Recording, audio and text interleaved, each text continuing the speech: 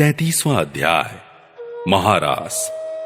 श्री सुखदेव जी कहते हैं, राजन, गोपियां भगवान की इस प्रकार प्रेम भरी सुमधुर वाणी सुनकर जो कुछ विरहजन्य ताप शेष था उससे भी मुक्त हो गईं और सौंदर्य माधुर्य निधि प्राण प्यारे के अंग संग से सफल मनोरथ हो गईं। भगवान श्री कृष्ण की प्रेयसी और सेविका गोपियां एक दूसरे की बाह में बाह डाले खड़ी थीं। उन स्त्री रत्नों के साथ यमुना जी के पुलिन पर भगवान ने अपनी रसमयी रास क्रीड़ा प्रारंभ की। संपूर्ण योगों के स्वामी भगवान श्री कृष्ण दो दो गोपियों के बीच में प्रकट हो गए और उनके गले में अपना हाथ डाल दिया। इस प्रकार एक गोपी और एक श्री कृष्ण, यही क्रम था। सभी गोपियां ऐसा अनुभव करती थीं कि हमारे प्यारे तो हमारे ही पास हैं। इस प्रकार सहस्त्र सहस्त्र गोपियों से शोभायमान भगवान श्री कृष्ण का दिव्य रासोत्सव प्रारंभ हुआ। उस समय आकाश में शत शत विमानों की भीड़ लग गई। सभी देवता अपनी अपनी पत्नियों के साथ वहां आ पहुंचे।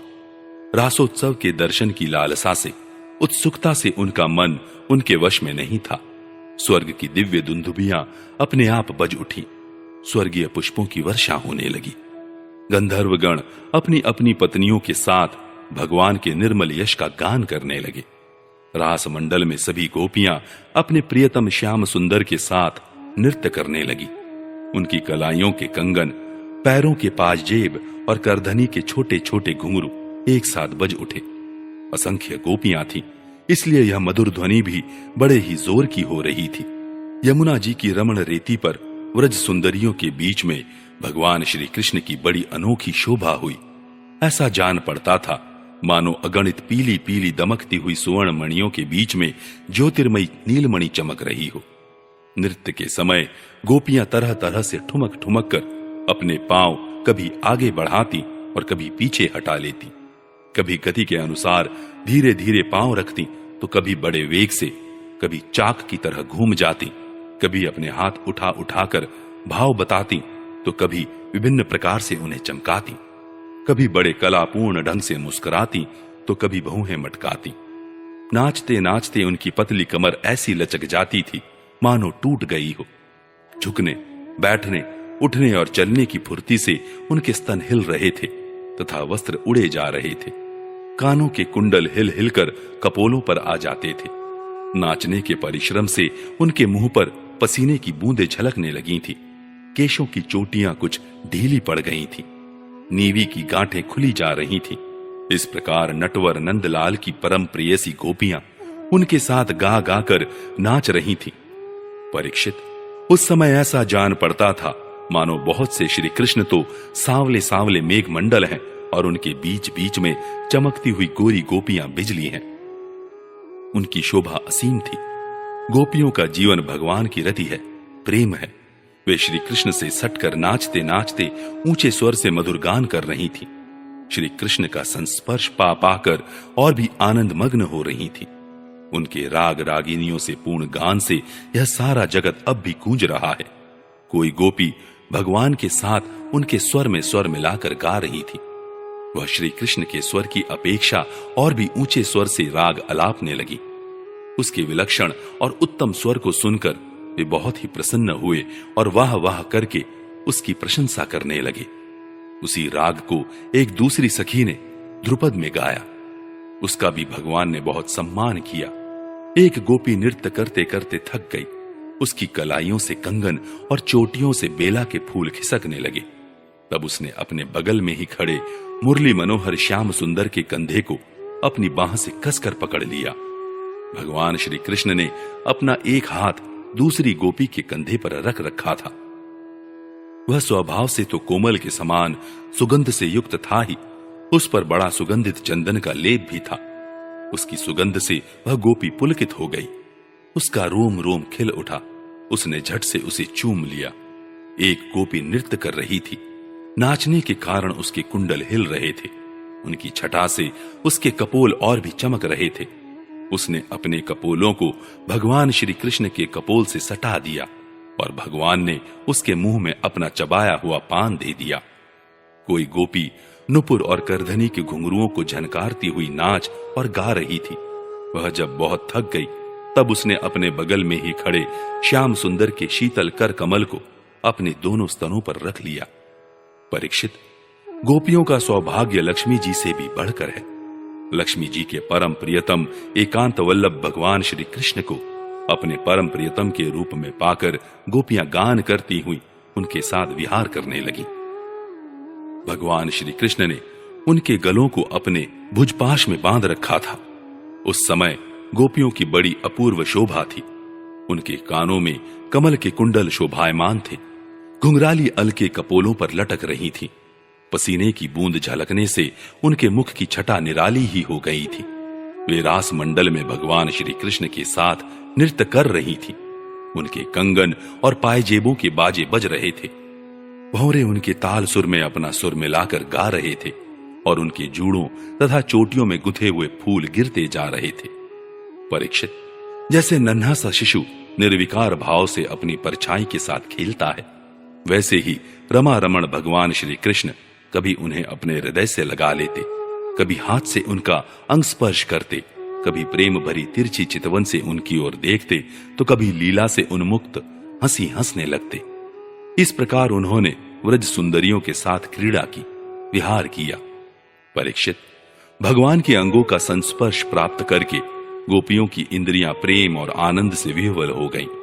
उनके केश बिखर गए, फूलों के हार टूट गए और गहने अस्त व्यस्त हो गए। वे अपने केश, वस्त्र और कंचुकी को भी पूर्णतया संभालने में असमर्थ हो गईं। भगवान श्री कृष्ण की यह रास क्रीड़ा देखकर स्वर्ग की देवांगनाएं भी मिलन की कामना से मोहित हो गईं और समस्त तारों तथा ग्रहों के साथ चंद्रमा चकित विस्मित हो गए।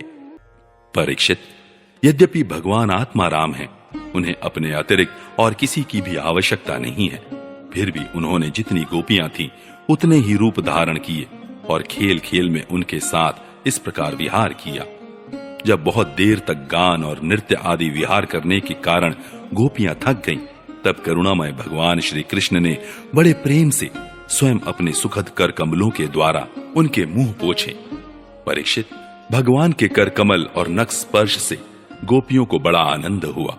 उन्होंने अपने उन कपोलों के सौंदर्य से, जिन पर सोने के कुंडल झिलमिला रहे थे और घुंघराली अलके लटक रही थी, तथा उस प्रेम भरी चितवन से जो सुधा से भी मीठी मुस्कान से उज्जवल हो रही थी, भगवान श्री कृष्ण का सम्मान किया और प्रभु की परम पवित्र लीलाओं का गान करने लगी।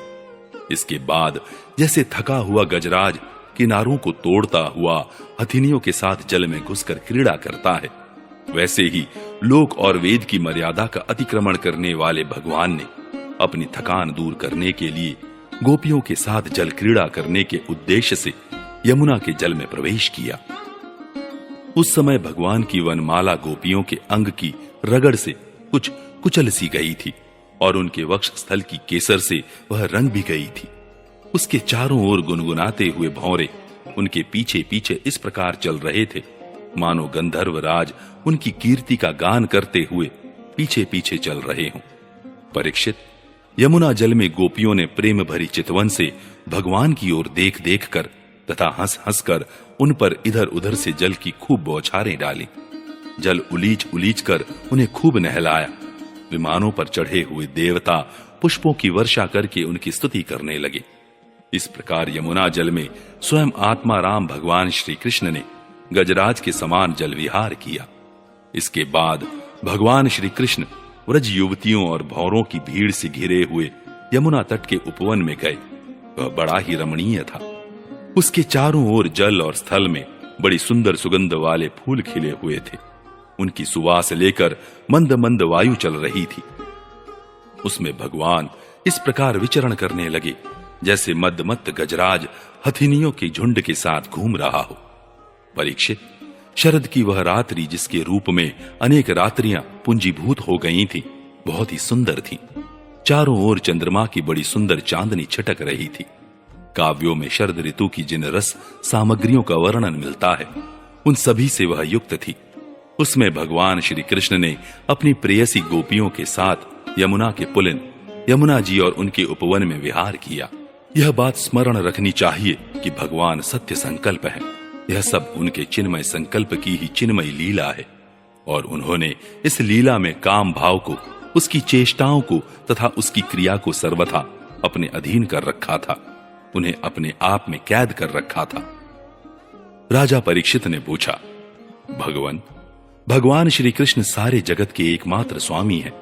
उन्होंने अपने अंश श्री बलराम जी के सहित पूर्ण रूप में अवतार ग्रहण किया था। उनके अवतार का उद्देश्य ही यह था कि धर्म की स्थापना हो और अधर्म का नाश। ब्राह्मण वे धर्म मर्यादा के बनाने वाले, उपदेश करने वाले और रक्षक थे। फिर उन्होंने स्वयं धर्म के विपरीत पर स्त्रियों का स्पर्श कैसे किया? मैं मानता हूं कि भगवान श्री कृष्ण पूर्ण काम थे, उन्हें किसी भी वस्तु की कामना नहीं थी। फिर भी उन्होंने किस अभिप्राय से यह निंदनीय कर्म किया? परम ब्रह्मचारी मुनीश्वर, आप कृपा करके मेरा यह संदेह मिटाइए। श्री सुखदेव जी कहते हैं, सूर्य, अग्नि आदि ईश्वर कभी कभी धर्म का उल्लंघन और साहस का काम करते देखे जाते हैं, परंतु उन कामों से उन तेजस्वी पुरुषों को कोई दोष नहीं होता। देखो, अग्नि सब कुछ खा जाता है, परंतु उन पदार्थों के दोष से लिप्त नहीं होता। जिन लोगों में ऐसी सामर्थ्य नहीं है, उन्हें मन से भी वैसी बात कभी नहीं सोचनी चाहिए। शरीर से करना तो दूर रहा, यदि मूर्खतावश कोई ऐसा काम कर बैठे तो उसका नाश हो जाता है।